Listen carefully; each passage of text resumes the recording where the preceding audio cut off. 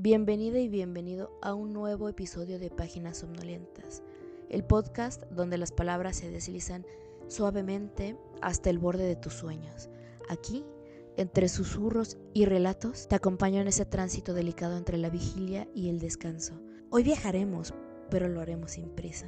En un mundo donde todo se mueve a velocidad del vértigo, donde la inmediatez dicta el ritmo de nuestras vidas, nos detendremos a contemplar aquellos viajes que desafiaron el tiempo. Travesías que duraron años, expediciones que parecían no tener fin, rutas que avanzaban lentamente, como si el destino fuera solo un pretexto para seguir en movimiento. Imagina el crujir pausado de un barco que cruza océanos, sin más brújula que las estrellas, el traqueteo de un tren que se desliza por montañas, sin urgencia, dejando que el paisaje cuente su historia, el eco de pasos que recorren continentes, con el mundo extendiéndose ante ellos como un mapa infinito. Cada historia es un sendero, una corriente que nos arrastra suavemente hacia el descanso. Así que cierra los ojos, respira profundo y deja que la narración te lleve lejos, muy lejos, hasta donde solo llegan las y los viajeros más persistentes. Bienvenida y bienvenido al episodio 3, los viajes más largos y lentos de la historia. La Odisea de Magallanes y Elcano, la primera vuelta al mundo. Había una vez un océano sin fin, un horizonte inalcanzable y un puñado de hombres que desafiaron el tiempo mismo. En 1519, 5 barcos partieron desde España con un solo propósito: encontrar un paso entre los océanos y llegar a las Islas de las Especias. Su capitán, Fernando de Magallanes, los guiaba con la promesa de tierras desconocidas y riquezas sin igual. Meses después, el mar se volvió una prisión interminable. Durante semanas, solo veían agua en todas direcciones, sin una sola brisa de esperanza. Cuando la comida escaseó, se vieron obligados a masticar cuero empapado en agua salada. Algunos murieron. Otros, con la mirada perdida en la nada, comenzaron a olvidar cómo era la tierra firme. Después de casi 2 años, Magallanes cayó en batalla en una isla remota. Su tripulación, reducida y agotada, continuó sin él. Solo un barco, la nao Victoria, logró regresar a casa en 1522. Habían dado la vuelta al mundo por primera vez, pero de los más de 200 hombres que zarparon, solo 18 volvieron a pisar tierra española.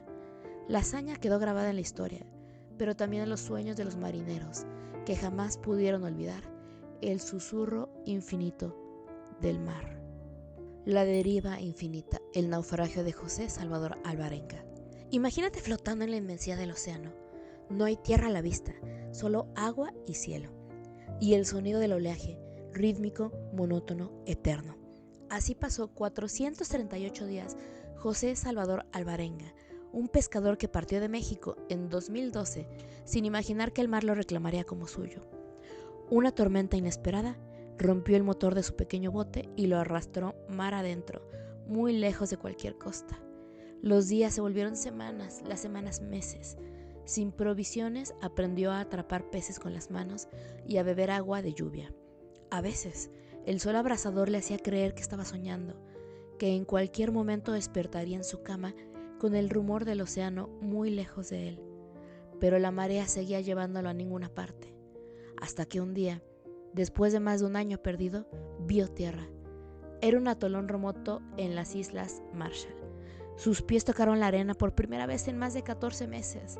Había sobrevivido a uno de los viajes más largos y solitarios en la historia del mar.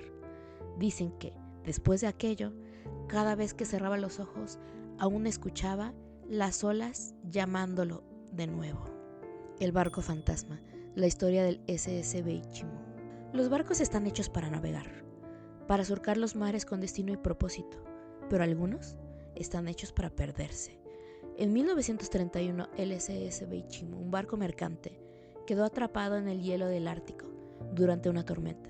La tripulación lo abandonó, creyendo que pronto se hundiría, pero el barco tenía otros planes. Día tras día, noche tras noche, se deslizó lentamente entre los témpanos de hielo, como un espectro errante. Durante 40 años, pescadores y exploradores aseguraban verlo en la distancia, siempre deslizándose sin rumbo, como si buscara un puerto que ya no existía. La última vez que alguien lo vio fue en 1969, flotando entre la niebla. Luego, desapareció para siempre. Quizás aún navegue en algún rincón del Ártico, perdido entre el frío y el tiempo. condenado a un viaje sin final. Valery Polyakov, un año perdido en las estrellas. En la inmensidad del espacio donde la noche es eterna y el silencio pesa como una sombra invisible, un hombre flotaba en la soledad más absoluta. Valery Polyakov partió de la Tierra un 8 de enero de 1994 a bordo de la nave Soyuz TM-18, con destino a la Estación Espacial Mir. Su misión era desafiar el tiempo y permanecer en órbita más que cualquier otro ser humano antes que él. Al principio, los días transcurrían con la disciplina de un reloj. Experimentos científicos, revisiones médicas, ejercicio para evitar que sus huesos y músculos se debilitaran. La Tierra giraba allá abajo, ofreciéndole un amanecer cada 90 minutos. Pero pronto, lo cotidiano se transformó en rutina. El paso del tiempo se volvió confuso. No había estaciones ni noches profundas, ni el ruido lejano de la vida humana. Solo el zumbido constante de los sistemas de la Mir y el suave murmullo de su propia respiración. Había traído consigo un pequeño reloj de pulsera, pero dejó de usarlo. ¿Para qué contar los minutos en un lugar donde el tiempo parecía haber dejado de existir? Cada tanto miraba por la ventana. Desde allí, el planeta se veía frágil, cubierto por una fina capa azul. Observaba tormentas eléctricas danzando sobre los océanos, las luces de las ciudades brillando en la oscuridad, los desiertos extendiéndose como cicatrices antiguas, y aunque podía ver la Tierra, no podía tocarla. Cuando finalmente regresó, después de 437 días en el espacio, sintió que la gravedad lo traicionaba. Sus piernas temblaban, sus músculos habían olvidado de cómo sostener su propio peso. Pasaron semanas antes de que pudiera caminar con normalidad. Dicen que, después de tanto tiempo en el espacio, nunca dejó de extrañar la sensación de flotar, y que en sus sueños aún se veía suspendido entre las estrellas. Voyager 1 y 2. Los viajeros del infinito. En 1977 la humanidad lanzó 2 pequeñas naves con una misión clara: explorar los rincones más lejanos del sistema solar y después perderse en la inmensidad del cosmos. Sus nombres eran Voyager 1 y Voyager 2. No eran tripuladas, pero en sus entrañas llevaban un mensaje, un disco dorado con sonidos de la Tierra, saludos en decenas de idiomas, música de Beethoven, Chuck Berry y cantos de ballenas. Era un mensaje para el universo por si algún día alguien las encontraba, por si algún día alguien las encuentra. Al principio, cumplieron su propósito. Enviaron imágenes nunca antes vistas de Júpiter, Saturno, Urano y Neptuno. Pero cuando terminaron su misión, siguieron avanzando. Los años pasaron, sus transmisiones se hicieron más débiles, sus sistemas envejecieron, pero no se detuvieron. Voyager 1 fue la primera en romper la barrera del sistema solar, adentrándose en el espacio interestelar en 2012. Hoy, ambas sondas siguen viajando, solas en la inmensidad. Sus señales apenas pueden ser detectadas, pero aún envían mensajes, como un eco lejano de un mundo que una vez conocieron. Se calcula que dentro de 40.000 años, Voyager 1 pasará cerca de otra estrella, pero para entonces la Tierra será diferente. Tal vez la humanidad ya no exista, o tal vez alguien más, en algún otro rincón del cosmos, escucha aquel disco dorado y sepa que, alguna vez, un pequeño planeta azul envió un susurro al infinito. Eternas, en un viaje sin regreso. John Boliveau, 11 años caminando por el mundo. Un día cualquiera, John salió de su casa en Montreal, cerró la puerta tras de sí y comenzó a caminar. No sabía exactamente hasta dónde ni cuánto tiempo le tomaría, solo sabía que tenía que hacerlo. Corrió el año 2000 y su intención era recorrer el mundo a pie como un mensaje de paz. No llevaba mucho: una mochila, una carreta ligera con sus pertenencias y la determinación de seguir adelante paso tras paso. Los primeros meses fueron difíciles.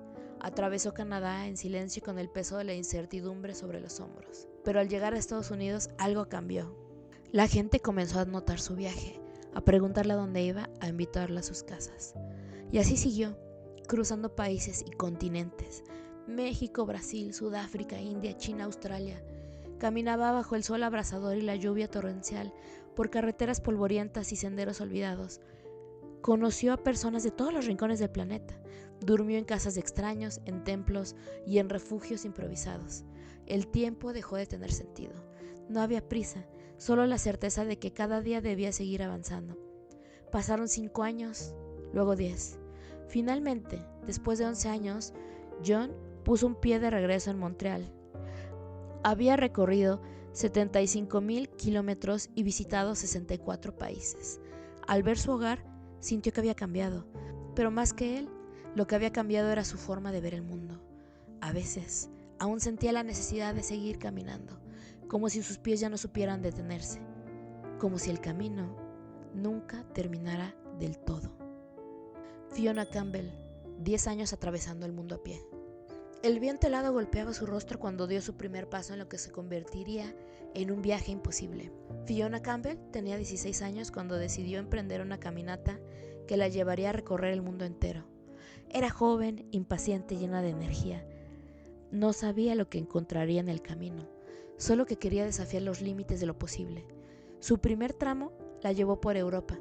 Atravesó Francia, Italia, España, siempre con una mochila y el horizonte como única guía. Después, cruzó Australia, más de 5,000 kilómetros a través del desierto, donde el sol abrasaba y la soledad se volvía casi insoportable. A veces caminaba durante días sin ver a otro ser humano. Su única compañía era el sonido de sus propios pasos y el eco de su respiración. Después, fue a Estados Unidos. 6,000 kilómetros desde Nueva York hasta Los Ángeles, luego África. Caminó desde Ciudad del Cabo hasta Tánger, cruzando selvas y desiertos, conociendo comunidades nómadas, durmiendo bajo cielos estrellados. Los años pasaron, sus pies acumularon cicatrices, su cuerpo se endureció, pero su voluntad no se rompió. En 1994, después de más de 50,000 kilómetros y 11 años, su viaje terminó. Había recorrido el planeta entero a pie, pero cuando regresó, sintió que el hogar ya no era un lugar fijo, porque su verdadero hogar siempre había estado en el camino. La expedición de Lewis y Clark a través de lo desconocido. El viento agitaba las praderas interminables cuando Meriwether Lewis y William Clark emprendieron su viaje en 1804. Su misión era cartografiar el territorio recién adquirido por los Estados Unidos, un vasto y misterioso mundo que se extendía desde el río Mississippi hasta el Pacífico. Cruzaron ríos embravecidos en canoas, recorrieron bosques donde el sol apenas tocaba el suelo y treparon montañas nevadas con el peso de la incertidumbre en sus espaldas. Los inviernos eran crueles, las noches eran frías y silenciosas, solo interrumpidas por los aullidos de los lobos en la distancia. Dependían de la generosidad de las tribus nativas, como los Shoshones y los Nez Perce, quienes les enseñaron los caminos ocultos de la naturaleza. Después de 8,000 kilómetros y 2 años y medio, llegaron al Océano Pacífico. Habían cruzado un continente entero, pero su mayor descubrimiento fue la inmensidad del mundo y su propia pequeñez ante él. Ernest Shackleton, la expedición perdida en el hielo. El barco Endurance quedó atrapado en el hielo. Las aguas heladas de la Antártida se cerraron a su alrededor y pronto la madera crujió como huesos rotos. Ernest Shackleton y sus 27 hombres estaban aislados en el rincón más inhóspito del planeta, sin tierra firme a la vista, sin posibilidad de rescate. El frío era absoluto. La nieve cubría sus rostros. El viento aullaba como una criatura hambrienta. Durante meses, sobrevivieron sobre el hielo flotante, cazando focas y soportando la oscuridad eterna del invierno polar. Cuando el Endurance finalmente se hundió, Shackleton tomó una decisión desesperada. Con 5 hombres, abordó un pequeño bote y navegó 1,500 kilómetros en mar abierto, soportando las gigantes y tormentas furiosas, hasta llegar a la isla Georgia del Sur. Desde allí, caminó sin descanso hasta encontrar ayuda. Cada uno de sus hombres fue rescatado, ni uno solo murió. Fue un viaje al borde de la muerte, pero también una historia de resistencia y supervivencia. Aníbal y sus elefantes, cruzando los Alpes. El general cartaginés Aníbal Barca miró las cumbres nevadas de los Alpes y supo que debía hacer lo imposible. El frío era insoportable, los senderos eran traicioneros con acantilados que se abrían bajo sus pies. Pero más impresionante aún era la imagen de los elefantes avanzando entre la nieve, criaturas gigantescas acostumbradas al calor africano, ahora envueltas en el hielo de las montañas. El camino fue un infierno, muchos soldados murieron, pero cuando finalmente descendieron por el otro lado, el ejército cartaginés se alzó como una sombra sobre Italia.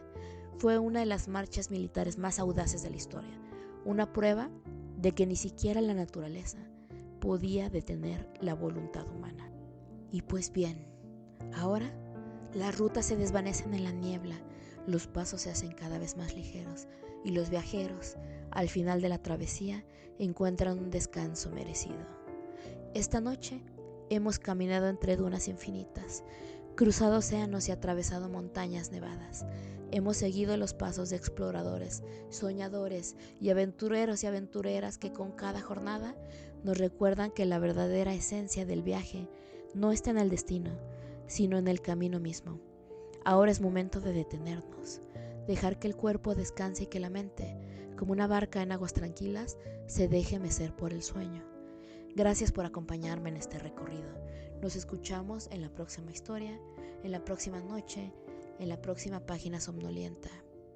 Por favor, te pido que si este episodio te gustó, me ayudes dándole me gusta y compartiéndolo. Y por qué no, suscribiéndote al canal. Te deseo que tengas dulces sueños.